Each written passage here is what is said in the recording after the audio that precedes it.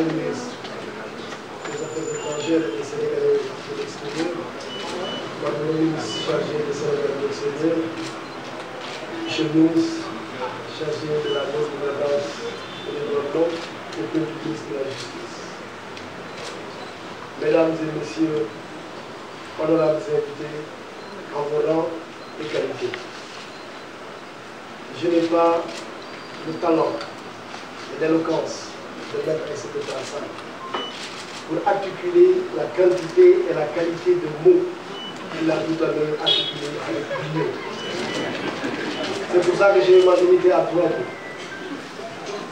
Le premier mot va être un mot de gratitude. Le deuxième mot va porter sur la justice et le troisième va porter sur la diplomatie. Le premier mot, c'est le mot de gratitude. D'infinie reconnaissance. Après avoir rendu grâce à Dieu, je voudrais remercier son Excellence M. Macky Sall, président de la République du Sénégal, pour m'avoir fait confiance en me nommant à ce prestigieux poste de ministre des Affaires étrangères et des Sénégalais de l'extérieur. Mais cela n'est qu'une continuité de ce que le président a fait à mon endroit depuis que nos chemins sont croisés il y a quelques années. Depuis 12 ans, sans discontinuité, le président m'a fait confiance à des fonctions ou à des positions différentes. Très tôt, il m'a pris comme ministre conseiller juridique du président de la République. Il m'a confié la présidence du comité de l'initiative de la transparence dans les industries extractives. Il m'a confié la mission de piloter le comité de pilotage de la réforme de la décentralisation à tout droit. Il m'a confié la réforme des institutions du Sénégal. Et quand j'ai fini, il m'a confié la mission de garde des Sceaux, ministre de la Justice. Quand j'ai quitté le gouvernement, il a fait de moi un ministre d'État. Ministre d'État, à mon âge. Je me disais, M. Toura, je trouve que je suis trop jeune pour être ministre d'État. Je me dis, mais c'est tout à fait vrai. Et j'étais ministre d'État. Moi, les ministres d'État, dans la 4e République, c'était des vieux politiciens qui avaient le titre de ministre d'État. Moi, il a fait de moi ministre d'État. Il m'a rappelé, le garde des Sceaux, ministre de la Justice, une deuxième fois. Peut-être bien que ça veut dire que si la première fois n'avait pas été bonne, il ne l'aurait pas appelé. Il m'a renouvelé sa confiance comme garde des Sceaux, ministre de la Justice. Et aujourd'hui, il me donne au poste de ministre des Affaires étrangères. Donc je voudrais encore une fois lui exprimer mon infinie gratitude. Mais j'adresserai aussi ma reconnaissance et ma gratitude à ceux qui m'ont permis d'exercer la fonction de ministre de la Justice. Et je pense d'abord aux magistrats. Mais quand je dis les magistrats, je pense d'abord au procureur, parce que le ministre de la Justice, c'est aussi le chef des parquets du Sénégal. Donc, mon premier mot, c'était vraiment un mot de gratitude à l'endroit du président de la République, mais aussi à l'endroit des gens de justice. Quand je dis les gens de justice, j'y mets tout cela.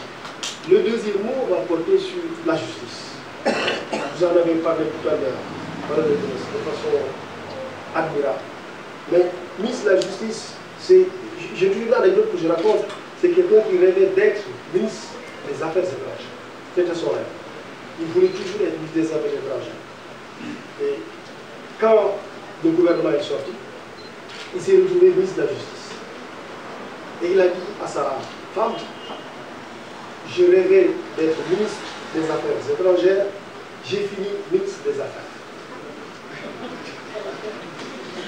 Il lui dit, quelle affaire? Il lui dit, ministre des Affaires. Et malheureusement, parfois des affaires étranges. Mais, c'est vrai qu'il y a parfois une ou deux affaires.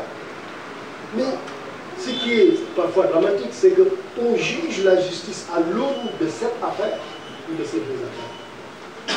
On veut stigmatiser la justice à cause de cette affaire ou de ces deux affaires. Et justement, la justice, ce n'est pas ces affaires-là, pas du tout. La justice dans notre pays, elle fonctionne à merveille. La justice, elle est animée par des hommes et des femmes de qualité. La justice, c'est la justice civile qui fonctionne normalement. La justice, c'est la justice commerciale. Tous les jours, le tribunal de commerce, les juges qui sont compétents dans les matières commerciales rendent des décisions à la satisfaction des justiciables. La justice, c'est la justice familiale. Il n'y a pas de problème au niveau de la justice familiale. La justice, c'est la justice administrative. La justice, j'aurais pu continuer à la décliner dans ses différentes fonctions. La justice, ce n'est pas la justice pénale seulement.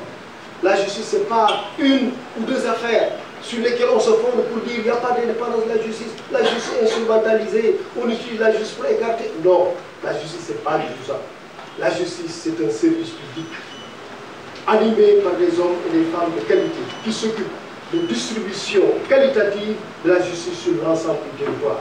Et aujourd'hui, notre justice fait partie des justices les plus respectées en Afrique et dans le monde. J'ai l'habitude de dire le meilleur indicateur de l'indépendance de la justice, ce n'est pas tellement les textes, ce n'est pas seulement l'inamovibilité, mais c'est l'imprévisibilité des décisions de justice. L'imprévisibilité des décisions de justice. Et tous les jours, nous avons des décisions qui nous surprennent. Et je peux l'avouer ici, je peux le confesser.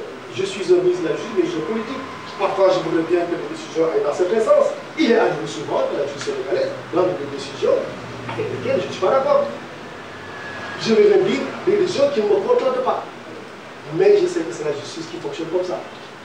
Je ne vais pas chercher à faire des pressions pour changer le centre de décision de justice. Et c'est ça la justice sénégalaise. Elle est de qualité. Elle s'exerce normalement. Madame le ministre, les longues détentions dont on parle, c'est 3%. 3%.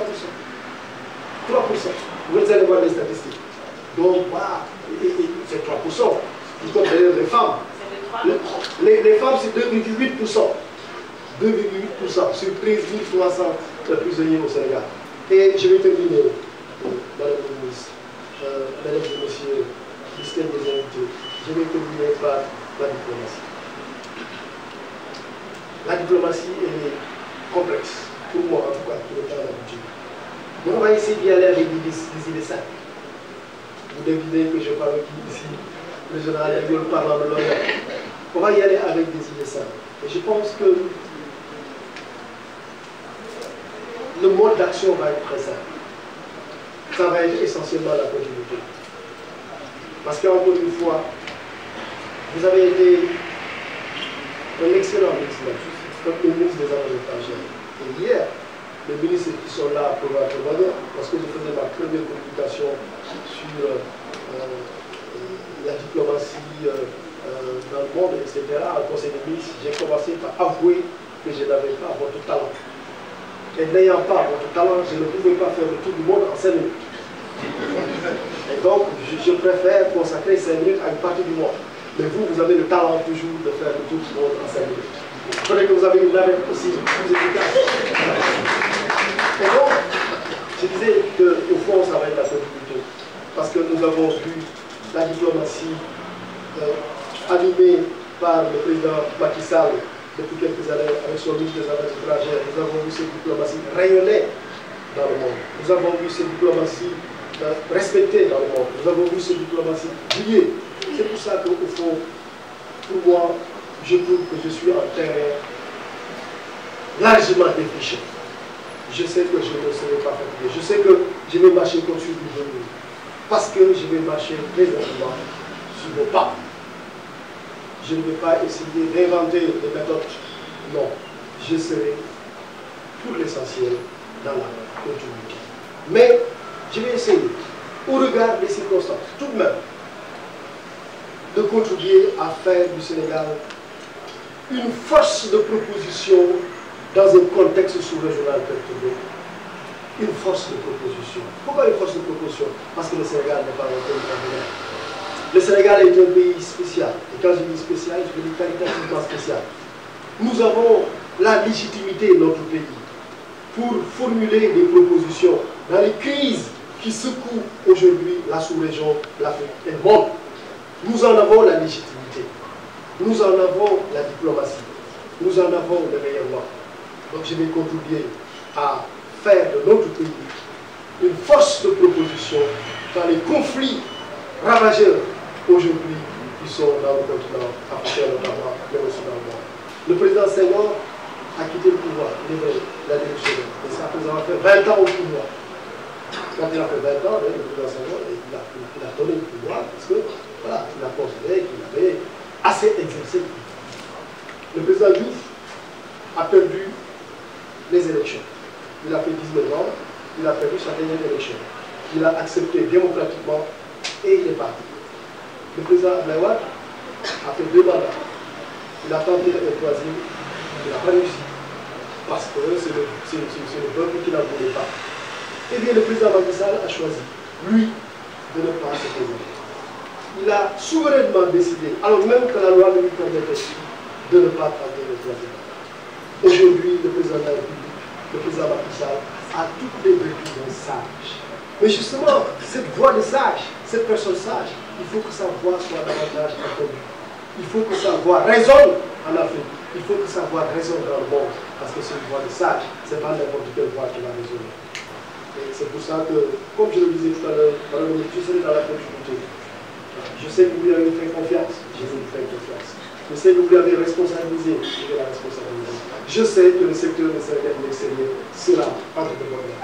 Je terminerai par un grand militant de la politique et de l'éthique dans la politique. Le président Balassane est ici. Le président Macky Sall, il a considéré au regard de son parcours, de son expérience, de ses qualités intellectuelles, de ses qualités humaines, qu'il avait sa place dans le monde. Et c'est pour ça que donc je voudrais vous souhaiter lui aussi bonne chance. Madame la ministre, j'avais produit 3 mots. Je vais limiter à ces 3 mots. Merci beaucoup. Merci, souverain.